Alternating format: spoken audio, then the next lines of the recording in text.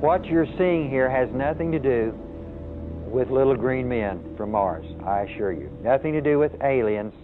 What you're looking at is the Vril 7. Matter of fact, we went over and got not only the V2 the rockets, you know about all that, but we also got this technology right here, and we brought it back.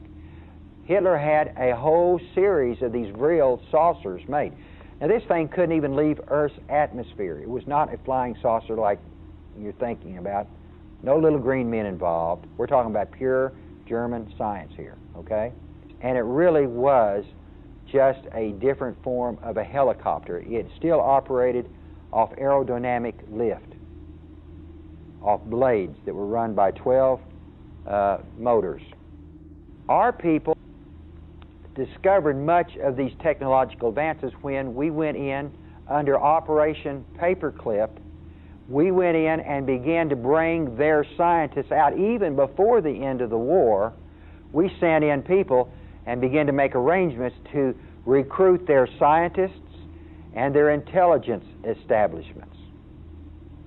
Hitler's intelligence establishment, almost intact, was brought out of Germany by the Dulles brothers, Henry Kissinger, and other men who worked on that project to get those people out of there. And those people, the Galen Org, was eventually turned into your CIA. You people have no concept that half of the CIA was Nazis and the other half was these stool groups like the Skull and Bone groups that Bush came out of.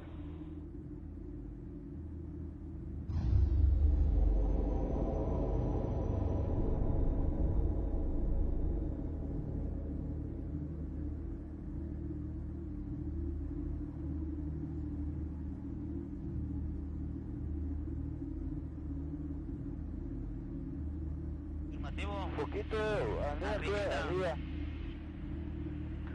8, 9, 10, 11, contando toda la cola. 2, 4, 6, 8, 10, 11. Ok, no sabemos qué estamos viendo, son unos objetos nada más luminosos que vienen a la misma altura que nosotros, pero no podemos saber qué están.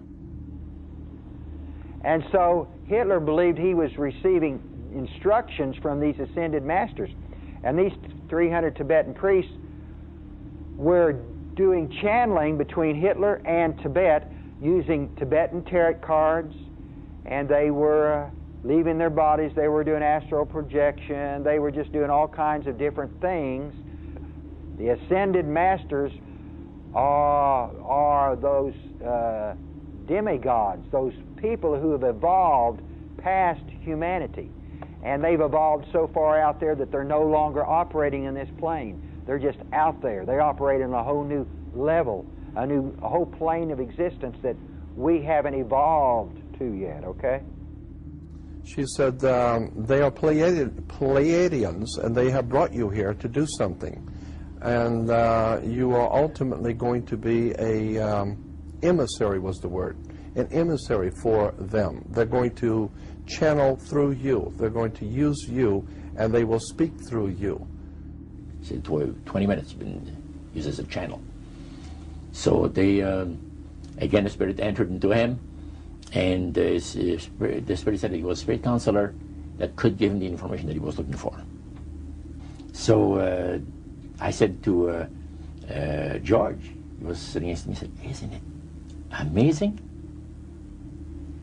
He said, "If you think that's amazing, wait," he says, "until the spirits impersonate one of the departed people that you know, personally, like an uncle or a brother or a sister or something like that."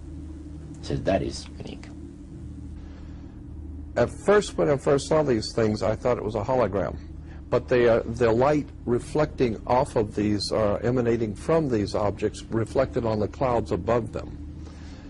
At this point, I today do not know what it was, in fact, that we saw.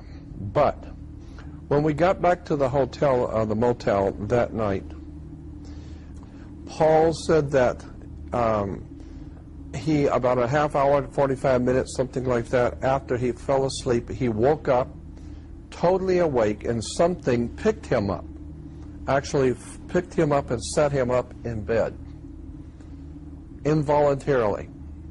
And the moment he sat up, a light came on over his head like a little dim night light.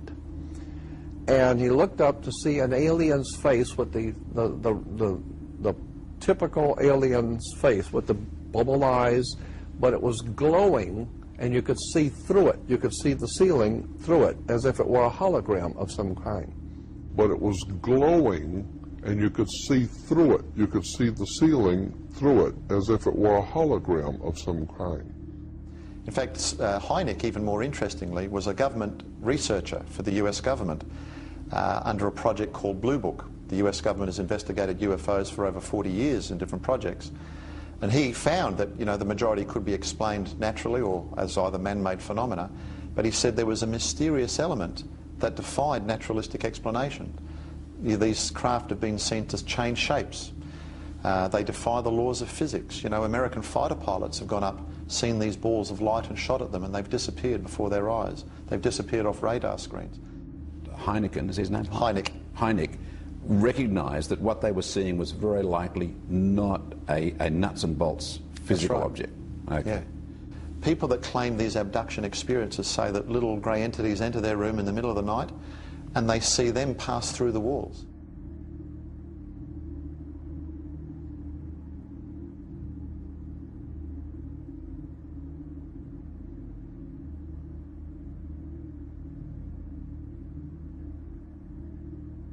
I'm going to introduce a man who says there are more things between heaven and hell than any of us have accepted. And I have the witnesses and the documents to prove it. Ladies and gentlemen, Dr. Stephen Greer.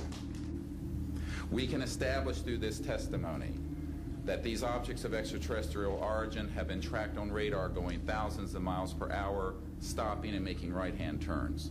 That they use anti-gravity propulsion systems, which we have already figured out how they work in classified projects in the United States, Great Britain, and elsewhere.